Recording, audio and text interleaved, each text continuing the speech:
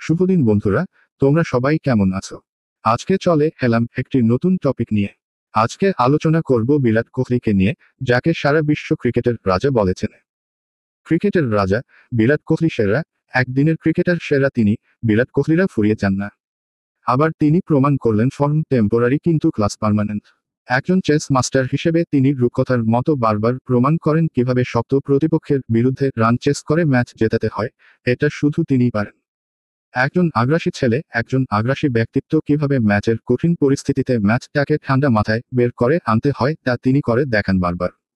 কখনো তিনি পাকিস্তানের বিরুদ্ধে ম্যাচের কঠিন পরিস্থিতি সৃষ্টি হয় তখনও তিনি খারাপ ফর্মে থাকলেও সেঞ্চুরি করে ম্যাচ জেতান। অস্ট্রেলিয়ার বিরুদ্ধে বর্ডার গাভাস্কার টেস্ট সিরিজে প্রথম টেস্ট তিনি সেঞ্চুরি করেন, কিন্তু পরের ম্যাচগুলো বাজে ফল করলেন, ফর্ম হারিয়ে ফেললেন। তখন বারবার সমালোচকদের কাছ থেকে কত ভৎসনা শুনতে হচ্ছিল যে সে আর খেলতে পারে না, তার রিটায়ারমেন্ট নেওয়া উচিত, সে দলের জন্য অপ্রয়োজনীয় ইত্যাদি ইত্যাদি। কিন্তু চলন্ত চ্যাম্পিয়ন ট্রফিতে আবার প্রমাণ করলেন তিনি এখনও সেরাই আছেন। তিনি যেন বারবার প্রমাণ করেন তিনি ক্রিকেটের একজনই রাজা, আর বাকি সবাই প্রজা। তার সাম্রাজ্যের অবিচ্ছেদ্য সম্রাট তিনি। প্রজারা তার কাছে মাথা নোয়াতে বাধ্য। যখন পাকিস্তানের বিরুদ্ধে তিনি দাঁড়িয়ে আছে 96 তখন ভারতের জিততে মাত্র 2 রান। তিনি কি করবেন? মারলেন তিনি 104 আর বল গেল বাউন্ডারিতে। একদিকে ইন্ডিয়া জিতল, অন্যদিকে বিরাট রইল 100 রানে। কতটা অ্যামেজিং তাই না? বন্ধুরা, ভিডিওটা ভালো লাগলে